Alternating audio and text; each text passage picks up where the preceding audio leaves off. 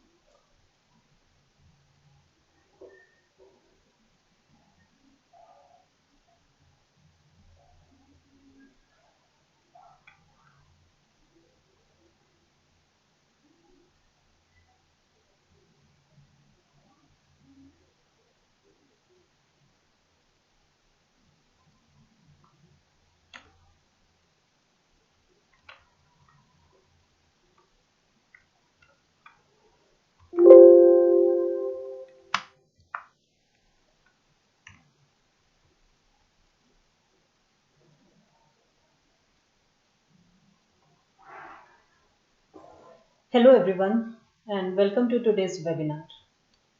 I'm Ramandeep. I'm a psychiatrist by training, and it's good to be connected with all of you over this very important theme concerning maternal health. Over next 20 minutes or so, I would like to put a spotlight on maternal health issues in the antenatal period and their management, especially with reference to COVID-19 pandemic. Now, as we know, no health is complete without a component of mental health. And what we are going to discuss are some of the key issues, as well as their identification and how to deal with those issues in the context of maternal mental health. Now, to begin with some of the general issues, very briefly, reproductive health and mental health have a bidirectional relationship, as we all know. Reproductive events and processes, on one hand, have psychological concomitants, and on the other hand, the psychological states can also, in a way, modulate reproductive events. In fact, over the entire reproductive uh, period in the lifespan of a female, the anxiety disorders, mood disorders, do manifest at various reproductive milestones.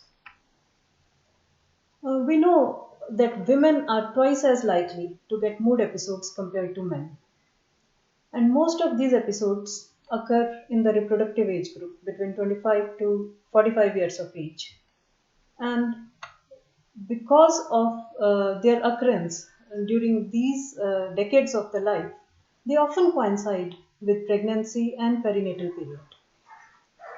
In addition to their coincidence with the reproductive milestones, pregnancy by itself also poses an additional biological stressor as well as a psychosocial stressor, also increasing the propensity of various disorders. Now, if we see, this was an interesting study. If we see among women who subsequently were diagnosed as postpartum depression, now which is a more talked about entity, and when those women were reviewed retrospectively, it was seen that 27% of them had entered pregnancy with a diagnosable psychiatric disorder. So, of 100 women who were diagnosed as PPD, postpartum depression, 27 had entered pregnancy already with the diagnosable psychiatric disorder, and 33% had onset during the pregnancy, while remaining 40% had postpartum onset. So, overall, 60% had already ongoing mental health issues either before or during pregnancy, and which are often overlooked.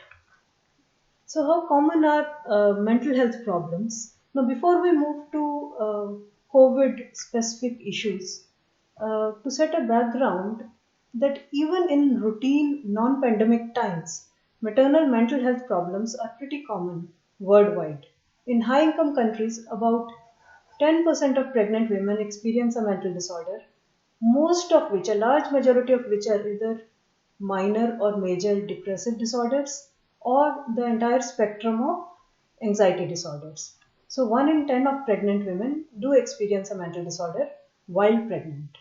Now, coming to lower and middle income countries such as India, a recent systemic review of 13 papers which covered 9 countries uh, showed a weighted mean prevalence of 15.6% during antenatal period. Now, this is specific to antenatal period in pregnant women. So, this would mean a pretty significant proportion of pregnant women have a threshold mental health problem.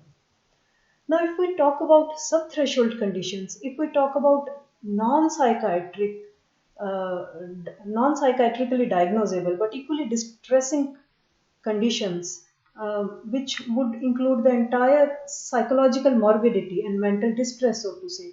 So that would affect still a larger proportion of women, as many as up to two-thirds of women might have a variety of subthreshold psychological morbidity. Now, the rates, of course, vary from study to study. It can be from somewhere between one fourth to some studies more than half or even up to two-thirds. Now, if we talk about community or primary or secondary healthcare settings, if you see the last row, the weighted mean prevalence is even higher, up to 19.7%. So, what are the risk factors for onset or exacerbation of mental health conditions in pregnancy? Now, the risks can be conceptualized on a biopsychosocial paradigm, and these are multifactorial. Many of the risk factors are biological, they are innate, but at the same time, studies have also found the role of socio-economic disadvantage, which increases the risk by 2 to 13 times, unplanned, unintended pregnancy, younger age groups, uh, lacking intimate partner support or having hostile family members, intimate partner violence or domestic violence, having insufficient support, and in some settings, a pre existing history of mental health problems or even giving birth to a female child. All of these can act as risk factors for a variety of mental health conditions in pregnancy. Now, these are the general risk factors. How do they relate to pandemic times? Now, now during these months, if we see that some of the socio-economic constraints can happen in a certain subset of individuals who may not be employed anymore, who may be facing financial constraints. So socio-economic gap widens further. Similarly, in the situation of lockdown, worldwide there have been reports of increase in the cases of domestic violence, and it would affect pregnant women as well. Also, in women with mental health problems with pre-existing diagnosis, there is a likelihood of increase in the symptomatology as far as worries and thoughts related to getting infected or relating to something wrong happening with pregnancy because of the infection. So there might be an exacerbation of mental health problems, and thereby putting additional risk factors for onset of psychiatric disorders. Now, in various media outlets have highlighted the issues related to difficulties experienced by pregnant women in seeking care and about the prenatal care in times of COVID. However, while there is an emerging literature on the management of pregnancy in general, the literature on mental health issues is still very, very limited as far as this pandemic is concerned. But overall, we know that mental health conditions do pose a high burden. They can be disabling for the pregnant woman. Untreated, unrecognized, they lower the quality of life. Now, not only that, they have the potential to influence adversely various obstetric outcomes. For example, leading to low birth weight babies, poor adherence to antenatal care, potential to affect the fetal development. For example, a high stress level in mother might lead to higher corticosteroid exposure as far as the fetal exposure is concerned, leading to it impacting various developmental aspects of unborn baby. So, therefore, chronic stress during pregnancy has the potential not only to influence the maternal as well as the neonatal outcomes as well. Now, in the COVID-19 pandemic, pregnant women have certain specific concerns. And it's an unprecedented situation. For example, many pregnant women have had a birth plan before the pandemic, but currently they may not be too sure if their families would be able to reach when they need them. For example, in Indian context, often the pregnant female might go to her maternal home or may have relatives come over to take care of her. And because of the restriction over the travel, they may be worried about their families being infected during transportation and thereby not having enough support, especially in urban nuclear families context. Now, many pregnant women may not prefer to visit their physicians because of excessive worries about infection. And many pregnant mothers constantly may be worried about use of, for example, sodium hypochlorite and alcohol-based disinfectants, and whether that exposure might be harmful for the fetus. And some of these concerns might not have any evidence base, but nonetheless, the various thoughts and concerns about the safety and thereby over engaging in precautions to a greater degree than is required might be seen. Now, also there might be worries about vertical transmission in case the mother gets affected, worries about whether she would be able to breastfeed or not, whether she should breastfeed or not. Now, some of these worries and concerns can be taken care of through proper education, awareness. However, there is a huge gap in knowledge and uh, various authentic information sources. So, uh, in absence of access to authentic information sources, which all pregnant women may not be aware of, there may be undue worries about many of these issues. Also, some of the practical and logistic aspects, for example, arranging one's own transportation in order to make antenatal visits, for example, for ultrasound, instead of taking the public transportation or cabs. So, that could be an additional source of stress. Also, there is a risk of exposure from other family members who may be going out. And with all these precautions, there is often a sense of loneliness. There is often a sense of social isolations because of the various precautions which a pregnant mother would tend to engage. She may feel isolated from rest of the society, including from her own family. There could be failure of adequate opportunities for physical fitness during pregnancy in terms of lifestyle restrictions. For example, inability to go out to park or to participate in any group activity. Also, in Indian context, there could be inability to observe the religious or the cultural aspects of celebrations. For example, in eighth month or at various milestones, there are certain celebrations which would not be taking place. So there would something amiss might be there.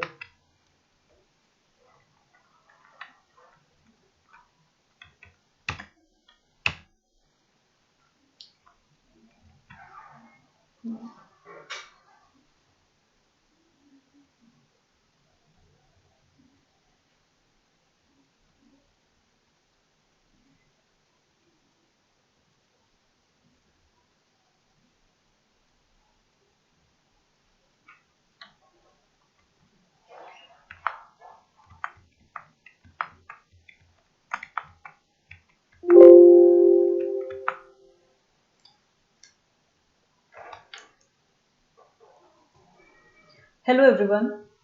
Over next 20 minutes or so, we shall be discussing mental health issues uh, in antenatal period and their management with special reference to COVID-19 pandemic. Now, maternal health. Uh,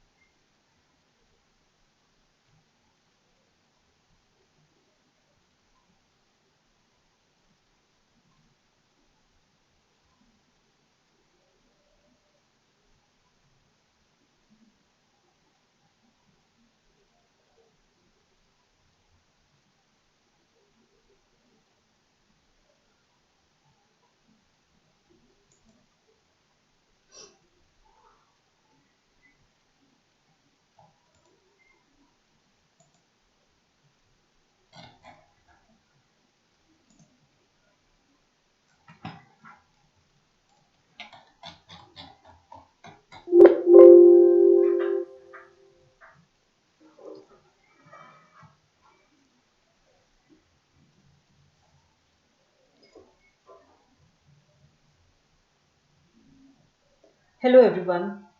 Over next 20 minutes or so, we shall discuss an important area. Uh,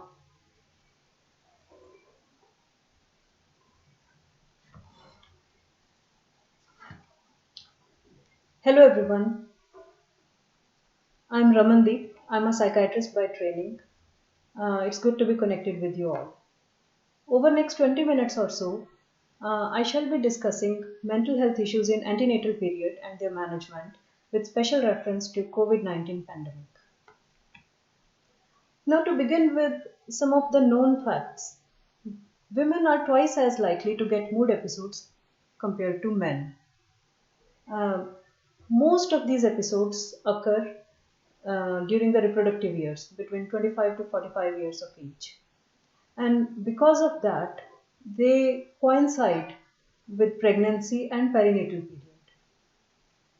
In addition, pregnancy itself poses a biological stressor as well as a psychosocial stressor, thereby increasing the risk of minor or major mental health conditions. Now, postpartum depression is frequently talked about, but I would also like to put a spotlight on antepartum or the depression or anxiety or the various mental health conditions which happen either before pregnancy or in the first, second, or third trimester of pregnancy, even before childbirth. So, in this study, it was seen that among women who subsequently were diagnosed as postpartum depression, 27% had entered pregnancy already with a threshold diagnosable psychiatric disorder. 33% had onset of symptoms during pregnancy. So, all in all, 60% of women had either pre existing psychiatric disorder or had an onset of psychiatric disorder during pregnancy. So, how common are maternal mental health problems in general, even in routine non pandemic times? Now, it is seen in high income countries. Most Western studies show a prevalence of 10% among pregnant women. So, 1 in 10 pregnant women do experience a mental disorder, a large majority of which are either depressive disorders, either major or minor depressive disorders, or the spectrum of anxiety disorders, from generalized anxiety to more specialized anxiety disorders, which are situation specific. Now, the figure is much higher from lower and middle income countries. In a systematic review of 13 papers across 9 low and middle income countries, the mean weighted prevalence was 15.6%. And this pertains only to the antenatal period in pregnant women. So, somewhere between 10 to 15% of pregnant women are likely to experience a mental disorder while pregnant. However, if we also count the psychological morbidity in general and mental distress and all the sub-threshold conditions which do not reach the requisite criteria for psychiatric diagnosis but nonetheless are equally disabling and distressing, and if we include all the psychological morbidity as well, uh, arising out of various life situations, then an even larger proportion of women do suffer. Now, how does it affect? Why is it important to discuss? The maternal mental health issues pose a high burden. They lower the quality of life of the mother. In fact, it affects the entire family. In addition to mother, it has also the potential to affect the fetal well-being and various developmental aspects. For example, chronic stress often leads to higher corticosteroids, and corticosteroid exposure to unborn fetus might have certain developmental consequences. So, mental health aspects remain unrecognized and unaddressed, and it's important to talk about it. Now, This particular slide shows a list of risk factors, many of which fall in psychosocial domain, but there are also certain biological risk factors specific to pregnancy, and the causation is often multifactorial. But here I would like to point out that in pandemic times, such as these times, there might be an escalation of certain risk factors. For example, the socioeconomic gaps might widen. Families may experience more financial constraints than their usual times, and which might pose an additional risk factor. Similarly, we have seen reports from most countries across the world of increase in domestic violence during the lockdowns, and intimate partner violence is increase in that is also a risk factor for onset of mental health condition in pregnant female. Also, those women with a history of mental health problems uh, uh, might either relapse or their problems might exacerbate because of the additional stressor of getting infected. Now, many of the media outlets have highlighted certain common themes as far as the stresses or concerns or anxieties among pregnant women is concerned. Uh, to give an example, in urban nuclear family situation, for example, the rest of the family may not be able to travel to take care of the pregnant female during the childbirth. Pregnant women may not be able to go to their physicians because of the concerns related to infection. They may have worries related to exposure to sodium hypochlorite or alcohol based disinfectants, and how would that play out as far as their pregnancy is concerned. Some of them might over engage in precautions to a much higher degree than is required. There may be concerns about vertical transmission, concerns about safety of breastfeeding. There may be concerns about delayed appointments for certain crucial investigations which may happen in the time of lockdown. Also, it may be minor logistic aspects, and many such minor logistical aspects may cumulatively pose a greater stressor. To give an example, arranging one's own transportation for antenatal visits instead of taking a public transport or instead of taking a cab might be an additional source of worry. There may be a risk of exposure from other family members who may be going out. And because of all these precautions, there may be a sense of loneliness and social isolation. Additionally, the opportunities, for example, to engage in physical fitness, walks in the park, or to engage in group activities, or even the inability to observe the cultural or the religious aspects of certain ceremonies which are related to pregnancy, for example, in eighth month. So they may not be able to observe. So all these issues pose additional stresses or additional sources of worry for pregnant women.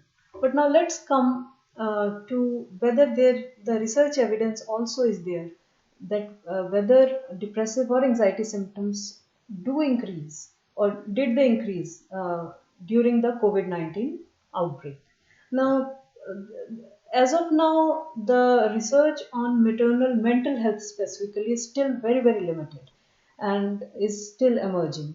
So, this is one of the very early studies from China, and in fact, it had a sample of 2,500 pregnant women. And the interesting thing about the study was that part of it, half of it happened before COVID 19 outbreak happened in China, and part of it, the data was gathered after the lockdown was announced. And so they could have the sample both before as well as after declaration of COVID 19 epidemic.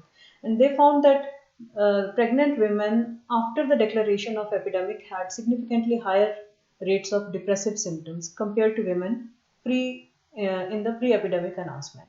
Not only that, they were also more likely to endorse thoughts of self-harm. Now, the sources of these worries and anxieties are there all around us. However, an additional risk factor is having a low knowledge or a low level of awareness about it. and it is seen that a large proportion of pregnant women uh, feel vulnerable or concerned, but at the same time, half of them had no knowledge regarding safety of breastfeeding. Two-thirds did not know if birth defects or preterm births are associated with COVID-19 or not. So there are certain barriers, and because of inadequate information, also the stresses might impact more. So, how can the various mental health conditions manifest? Now, they can manifest in a wide array of symptoms, right from non specific symptoms limited to excessive worries, which are occasional, and occasional distress, mental preoccupation with various aspects of pandemic, repeatedly checking various websites and a variety of information sources, occasional nightmares at night. But at the same time, these non-specific symptoms are often not associated with the major dysfunction of any kind and often are responsive to reassurance by other family members. It can also progress a little further to minor, more specific and disabling symptoms, which can be subthreshold depressive or anxiety symptoms. Now, why subthreshold? Because they may be inadequate in terms of the number of symptoms required, or their duration may be inadequate. Or it can translate to major threshold conditions, uh, which is a diagnosable psychiatric disorder, which can vary from GAD, that is generalized anxiety disorder, to recurrent panic attacks, panic disorder, to depressive episodes of varying severity.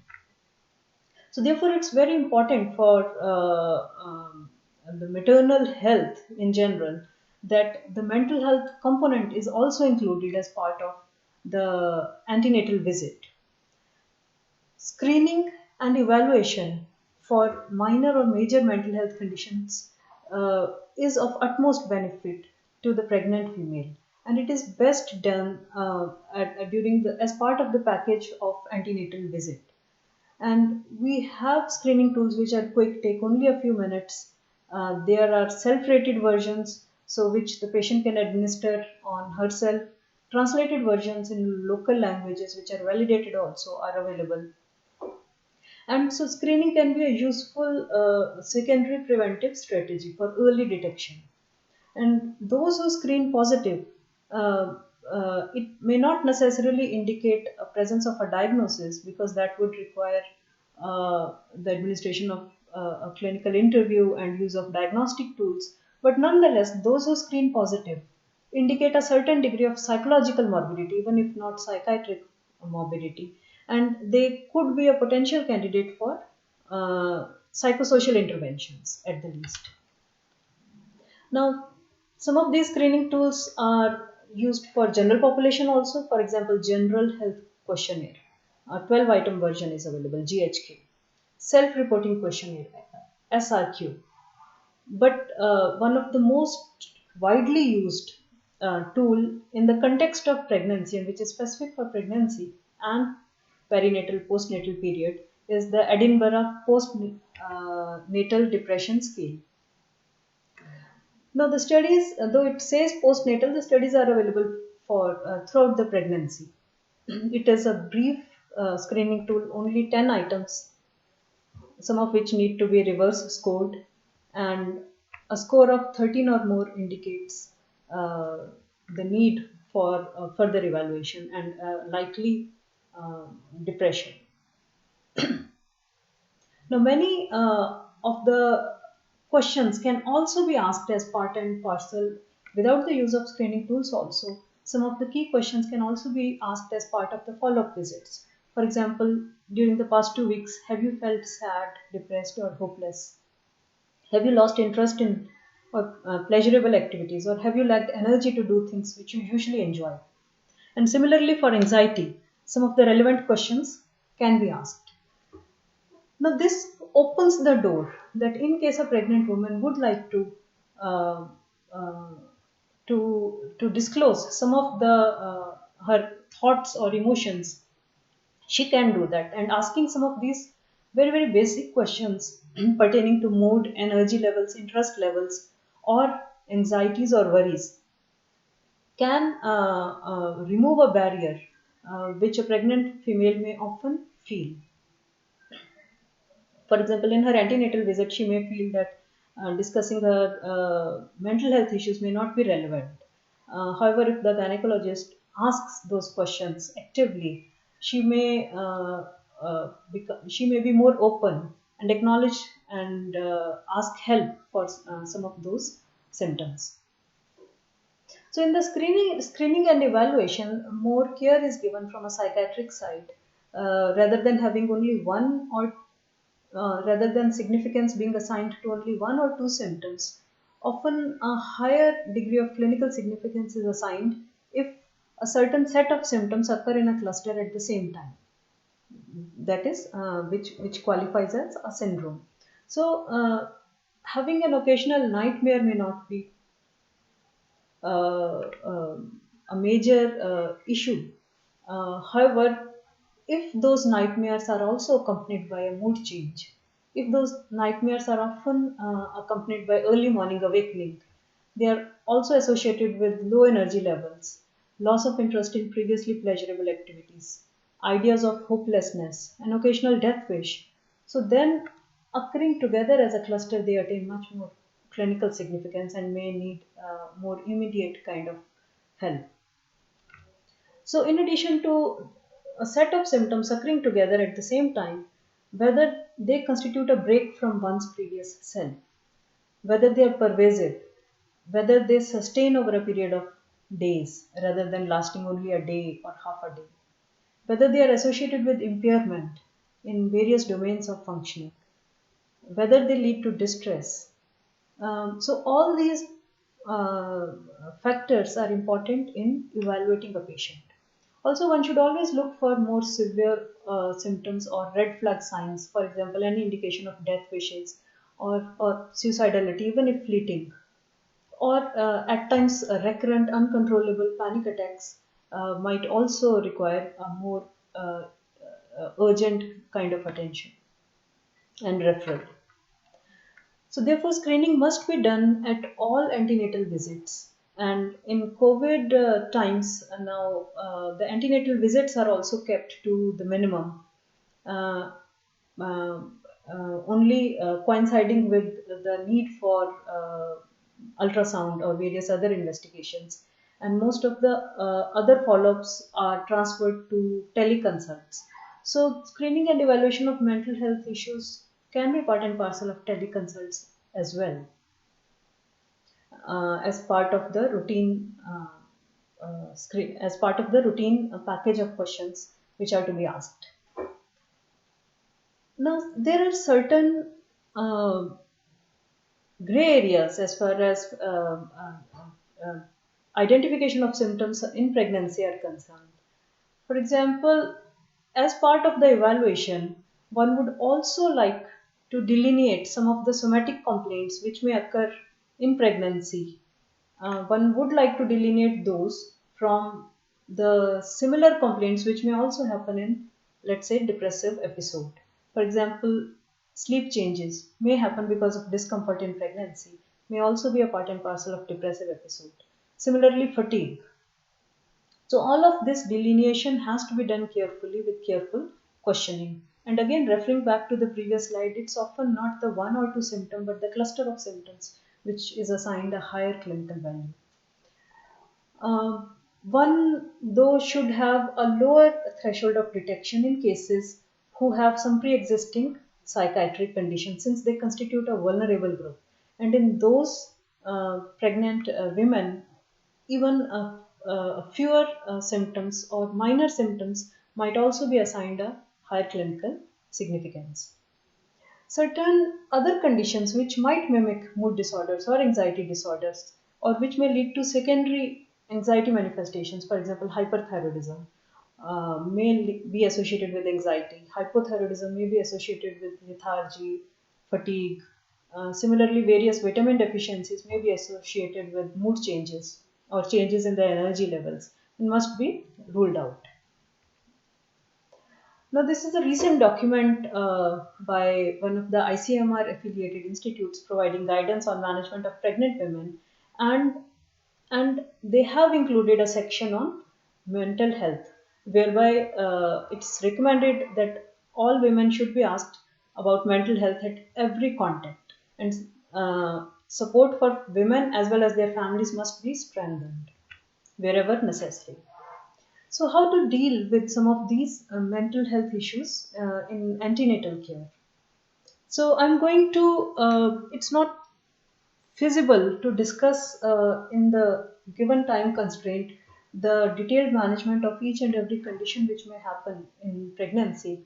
However, what we are going to discuss is very, very briefly certain broad principles of management which can also be employed in a non specialist setting. The first such principle is the art of active empathic listening and wherever necessary reassurance to the patient. Now, this may look simple, but often goes a long way, especially for women with subthreshold conditions, women with minor mental health conditions, having an open channel of communication. And there is a reason why it is called therapeutic relationship, because the relationship, the empathic listening itself can also be serve a therapeutic purpose. So one must explore for any ongoing domestic violence and guide or listen to any other familial stressors. Having sufficient time for the antenatal follow-up visit is also a prerequisite to be able to incorporate a component of mental health. Also, there may be certain unjustified fears and concerns for which a pregnant woman may just be seeking reassurance, and that in itself may be enough, coming from one's treating gynecologist. And acknowledgement of the legitimate concerns and how to address them realistically speaking. Active listening by itself helps by providing a way of ventilation for patients' emotions, especially in the context of milder cases. The second such principle of management is to educate the pregnant women as well as their spouses or family members accompanying them about the realistic risk which is associated with COVID 19 infection.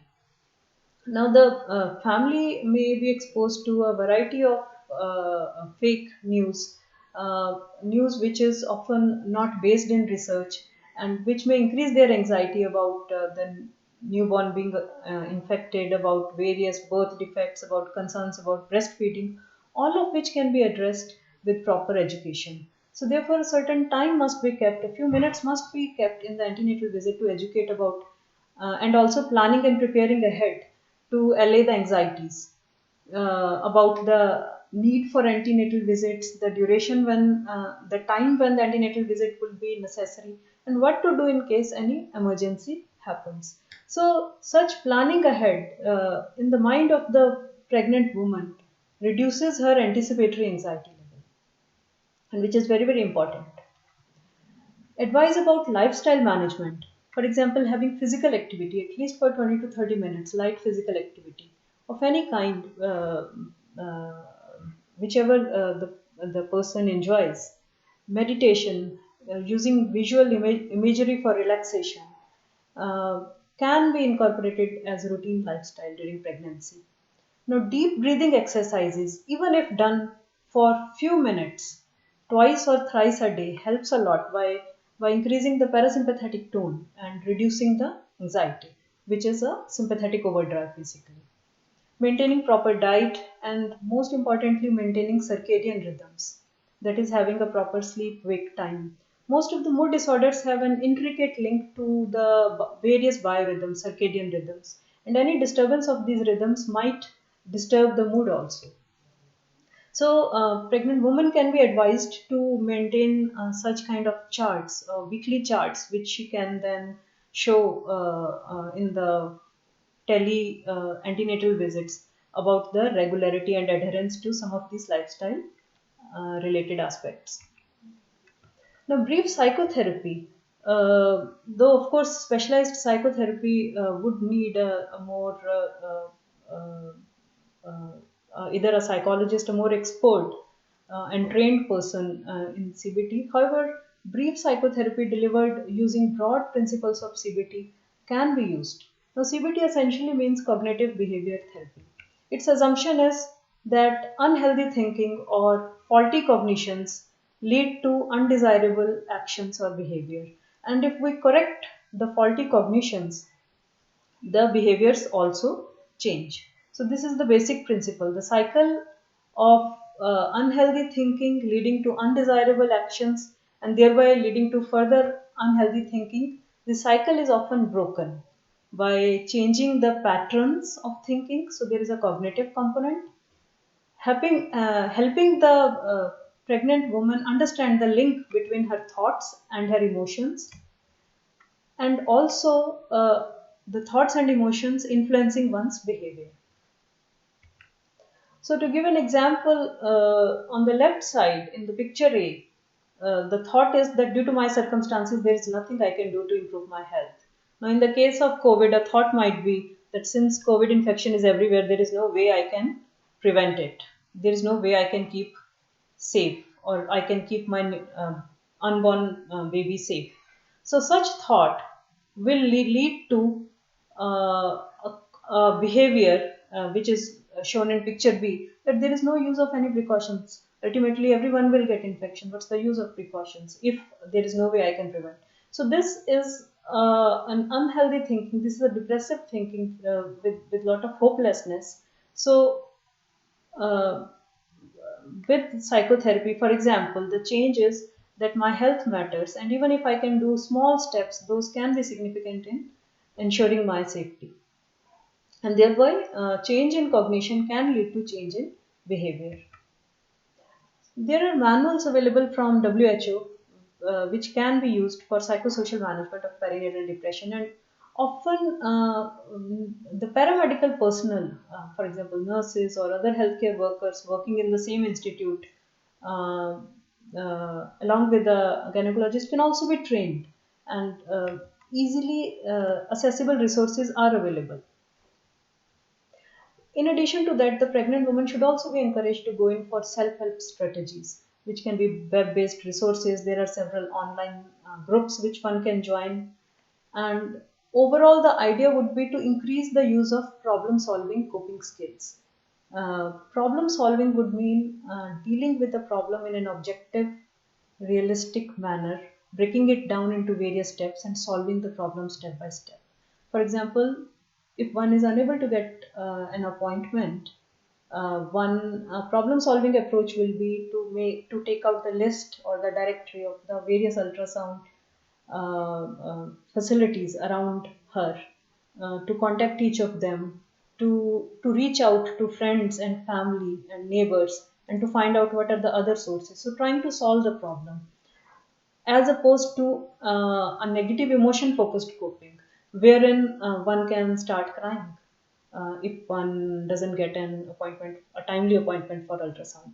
For example, crying, blaming, having a lot of guilt, they are not going to solve the problems. And coping skill enhancement empowers the pregnant woman, and in a way helps her deal with the anxieties and depressive mood states. Also, one should encourage to generate social support, and most important is the judicious use of social media for things which are essential to, for example, to assess the authentic information sources of pregnancy, to see certain websites, for example, ministry websites or WHO websites, which are or ICMR website, which are authentic sources, and restricting the exposure to social media as far as the alarming, anxiogenic, unnecessary news is concerned. Now, one must also identify and refer the severe cases. So, as we already discussed, certain red flag signs must be pre identified, and those are the patients with major psychiatric conditions. For example, there may be certain depressions which may be bipolar depressions. They may be happening in a pregnant woman who had a past history of manic episode and currently she is depressed. There may be rarely, uncommonly, psychotic symptoms emerging as part and parcel of mood states, psychotic depression, so to say. There may be suicidal depressions. So all these major psychiatric conditions require a specialist care, and in such cases, medications. Now, one important aspect is in such cases with red flag signs, in such cases with diagnosed major psychiatric conditions, medications must not be stopped abruptly or suddenly, especially in recurrent or severe psychiatric disorders. Many times it happens that after pregnancy is diagnosed, the medications are abruptly stopped without advice from the treating mental health professional. And in cases whose risk of recurrence is very, very high, or who have very severe symptoms in the past, the risk benefit analysis must be done. And so there is no blanket rule, and medication need has to be assessed on individual case to case basis. Of course, in milder cases, in cases uh, uh, who do not have any significant past history, whose current symptoms are very, very mild, and those cases can be managed without medications, and preferably only psychosocial treatment must be used, especially for the first 12 months. And even when pharmacotherapy is required, often the lowest effective doses are given. Doses are divided to reduce the peak concentrations. Certain medications like benzodiazepines are avoided in first trimester, and even if they have to be used, the shorter acting ones such as alprazolam or lorazepam are preferred. And there is also a role of specific medications such as antidepressants, fluoxetine, sertraline, uh, which can be given provided the risk benefit analysis. Uh, uh, uh, After doing a proper risk benefit analysis, it is felt that they are of benefit to the patient. So, overall, various mental health issues in a pregnant woman often require a collaborative care model, and one must make an effort uh, for prevention. In fact, to promote a general positive mental health in all pregnant women, to identify those who are vulnerable and intervene early, and to identify and refer the complicated cases for a specialist care. So, with this, we end it. Thank you.